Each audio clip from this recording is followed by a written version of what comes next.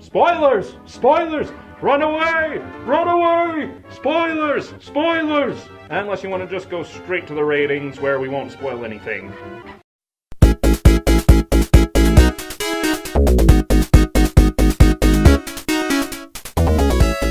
Episode 7.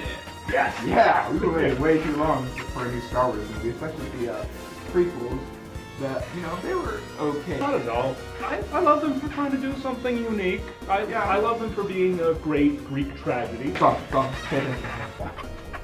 Okay. Oh, a large Star Destroyer and a desert planet. And giving instructions to the droid. Yeah, we're just going to leave the important stuff with the droid. Oh, but look, there's something different. There's the X-Wings attacking the big, giant ball of death. But the advantage is that they didn't show the giant ball of death destroying planets. Oh. Oh, and hey, they have to save someone from the death ball. But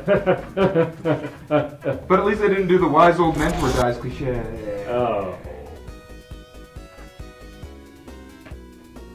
This is Star Wars Episode 4 plus a bit of Star Wars Episode 5 rammed in there. I don't think this is Star Wars 7. We reviewed Star Wars Episode 4, didn't we? Yeah, we did. We did. I'm sure we did. I can look up the video. Star Wars Episode 7. Let's talk, Internet. Star Wars 7 is overrated. And put down the pitchforks and guns, please. Okay, guys, listen. Internet, let's have a heart-to-heart. 92%. This movie was severely into darkness. JJ just reused his formula again. Although, first, we should probably, talk about the good stuff.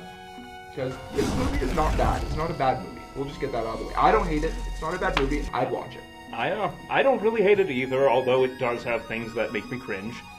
But still, the fact of the matter is, J.J. Abrams, the critics, and everyone who worked on this project who isn't one of the 4 main actors, were all children when Star Wars Episode 4 came out, and none of them can escape that. And therefore, everything they're doing in order to make it look like the original trilogy is out of love, out of trying to recreate a nostalgia that they still have for 4, 5, and 6. All of these movies that have come out that really come from a genuine love of the material. So, why did this flop? Why did the story on this, I should say, flop hard? The writing isn't as good. Yeah, I know, that sounds really harsh. I mean, we said the prequels weren't bad, and now we're saying this movie, the writing's awful too. I'm not going to say that scenes like this... You're so beautiful. It's only because I'm so in love. No. No, it's because I'm so in love with you. And scenes like this... I don't like sand. It's coarse and rough and irritating, and it gets everywhere. Not like here. Here everything is soft and smooth. Are good writing by any stretch of the imagination. I mean, honestly, that is very sophomoric writing. You know that Tool that uses film as a blow-off class because he needed a humanities course in liberal arts? Yeah, see, he could write better than this. Kind of Lucas schlock. But, to be fair, we had some good action, we had some interesting political maneuvers, but in this, the acting's good. The effects are amazing. I see your eyes. You already know. But somewhere along the line, the ball was dropped on the story. There are severe problems with this screenplay, and it's filled with things that you would expect from novice writers, not people who are given millions of dollars to make a new Star Wars film. I mean, every single problem that is brought up in this film is solved within 5 minutes. The plot convenience that is afforded a lot of characters is also pretty cringeworthy.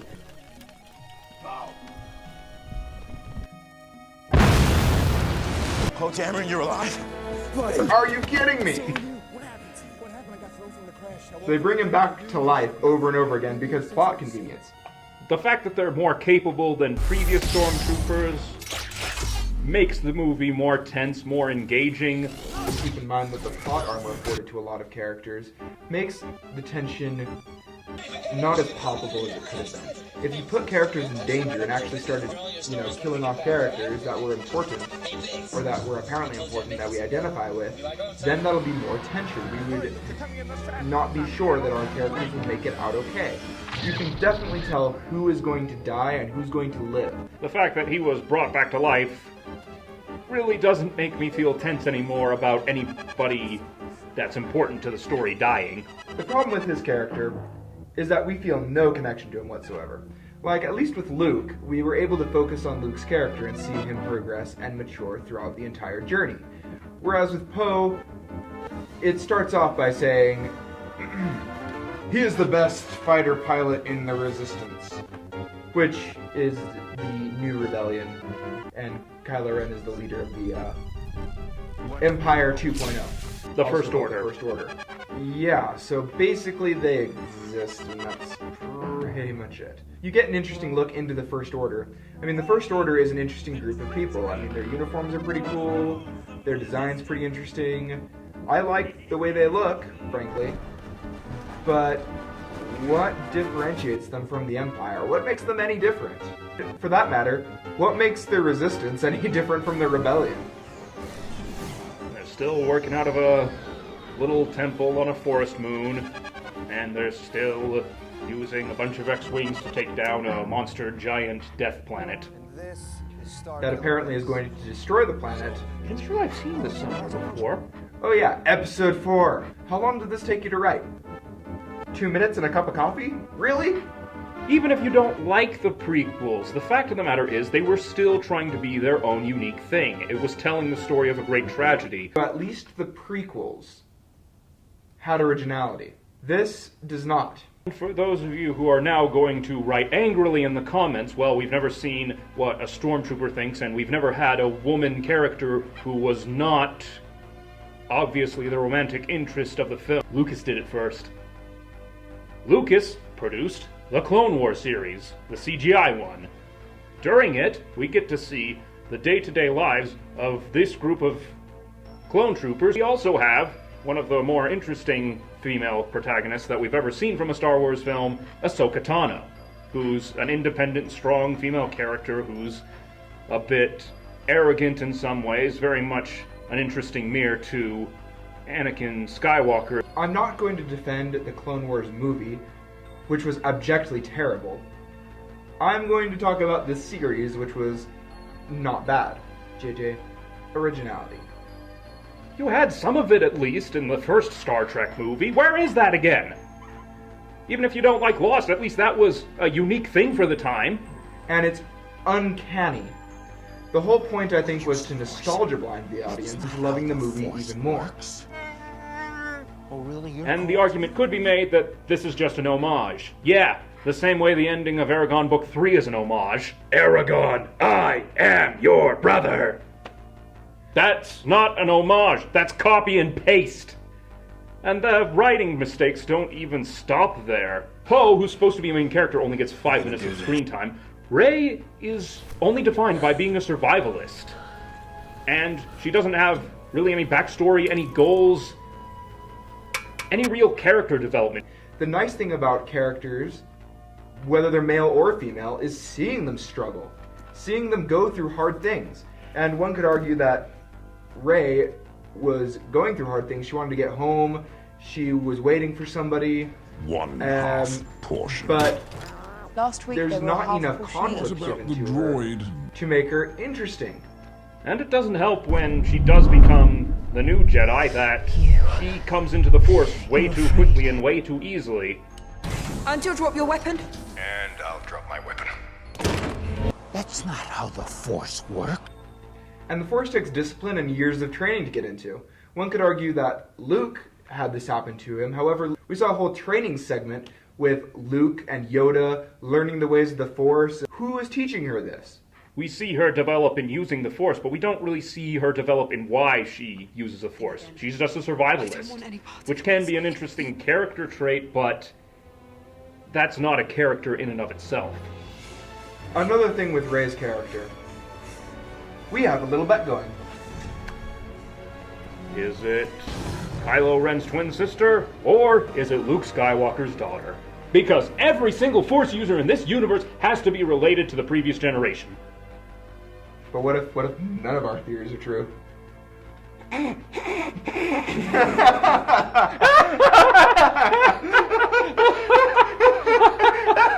Please. Bring it! Give us something original, and I will welcome it. I will buy JJ pizza. Comment in the description. We'll call and get a pizza sent to your location. I am not lying. We will do that. The cinematography is beautiful. There's a lot of really great choices made with how they use the camera, how they frame everything. The use of practical effects and CGI tricks the eye into believing what I like to call the Jurassic Park effect, where you have animatronics, CG, and practical effects that combine in such a good way that it creates the illusion and maintains it. This movie does that well. We have characters that are completely CG that you would never know are completely CG, like BB-8 or the old woman. We have so many interesting characters to look at, things to see, and the way they interact with the world makes it clear that they believe this world exists. The other thing I really want to compliment is John Williams on the music. He understands how to make something new and familiar. He gives us a whole bunch of new tracks that sound like they belong in the Star Wars universe, that pull you into this world and make you emotionally connected with these people, and he only ever uses the familiar tracks from 4, 5, and 6 when he needs to accentuate something that's previously been established, when he needs to accentuate the use of the Force and their connection of these new characters to the old characters. John Williams deserves money for this. Thank you so much for so many great tracks. The best written character in this, I would contend, is Finn, honestly. We get to see his complete and complicated change. We get to see him help destroy the First Order Starkiller base that oscillator from when he was a stormtrooper himself. We can identify with Finn very easily because he's doing what he feels is right, but he doesn't know what exactly is right to do about it. And also, the writing is best with Finn because they use a minimum of his dialogue to explain why he does what he does or what he's doing. Whereas the other characters, a lot of their character development is just given in their dialogue, which is unfortunate. We get to see his changing personality and his changing motivations through his actions. And kudos to JJ for doing this thing, which is in the Pragmus Book of Tropes, number 47. Yes, I am. The Lie Revealed story. With resistance, yeah. Does away with that. I'm done with That the First Order. Was I'm never well. going back. Han Solo is awesome, This and Star Harrison Killer Ford base. steals the show. So it's big. He's a grizzled old man who knows what he should do and does his best to survive in the universe. His humor in this was handled remarkably well. I would contend that the humor in this is far better than the prequels, even. Yeah, let's not even bring that up. I'm sure episode 1 will be full of Jar Jar hate. Stand by for that one. That one will be coming out. But the humor in this is a lot of the time carried through the dialogue and the characters' expressions of what they do. That is something we haven't seen in Star Wars before, and this is what added to the whole series. I like this. Now, let's talk for a minute about our dear friend Kylo Ren. Wait, you mean this emo canary here? Yeah, I mean, he looks pretty intimidating with the mask, but watch what happens when he takes it off!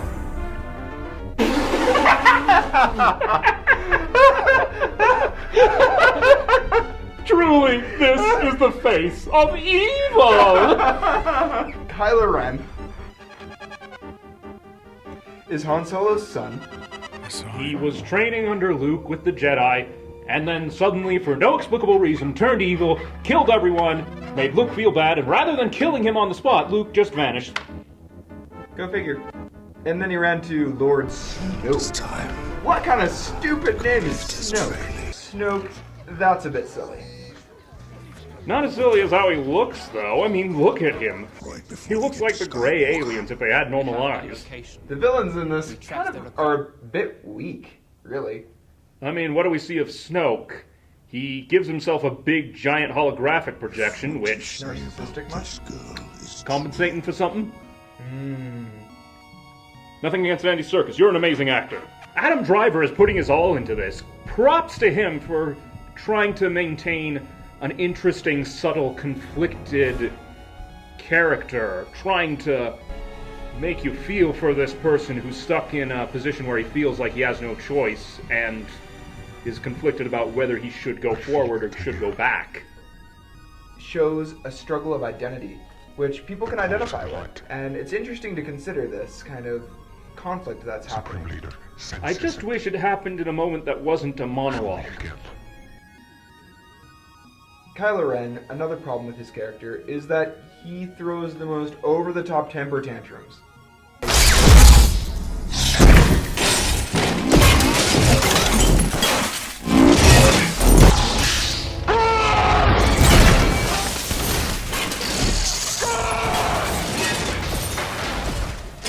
That's not how the Force works. It's like he gave a 2-year-old a lightsaber! What exactly did you expect? That flaw really would seem to restrict his Force ability, which has been canonically ascribed to being able to control yourself, which Kylo Ren seems very unable to do. But I will say that some of the new Force powers that happen are pretty cool. I mean, if they didn't happen in Knights of the Old Republic first, but...